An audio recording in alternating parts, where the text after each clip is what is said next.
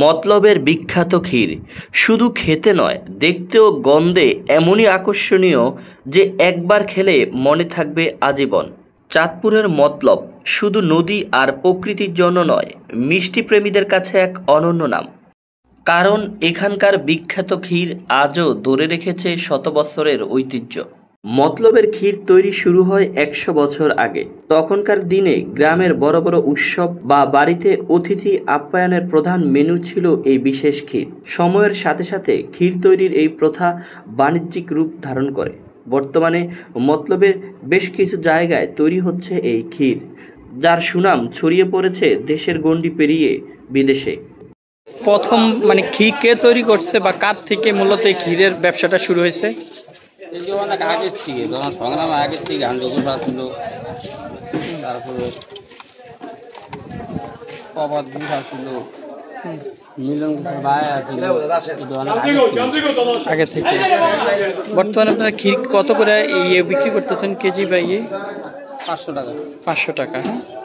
চলে কেমন? আছে মোটামুটি। মতলবের ক্ষীরের চাহিদা শুধু এখন চাঁদপুর নয়, সারা দেশে।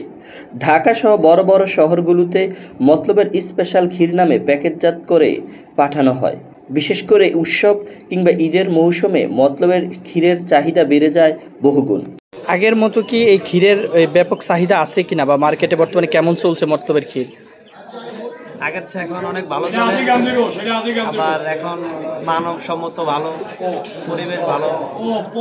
এখন আপনাদের এগুলো আগের চেয়ে অনেক বেশি চলে, এখন অনলাইনেও ছেড়ে যাচ্ছে। এখানকার ক্ষীর তৈরিতে ব্যবহৃত হয় খাঁটি দুধ, দেশি চাল আর প্রাচীন কায়দা। ফলে এর স্বাদ থাকে এক অনন্য মায়া, যা একবার খেলে কেউ ভুলতে পারে না। মতলবে সর্বপ্রথম কে এই ক্ষীরের ব্যবসা বা এই কারখানা স্থাপন করছে বা কে শুরু করেছিল? কত বছর আগে? কত বছর আগে? 100 বছর আগে। এখন বর্তমানে কি পরিমাণ ক্ষীর চলে? এখানে অনেক পরিমাণ ক্ষীর চলে, দেশি গাভীর দুধের ক্ষীর। এখনো কি আগের মতো সেই আগের মতো সুস্বাদু? এক হাঁড়ি ক্ষীর একটি পরিবারের হাসি, এক চামচ ক্ষীর শত বৎসরের স্মৃতি।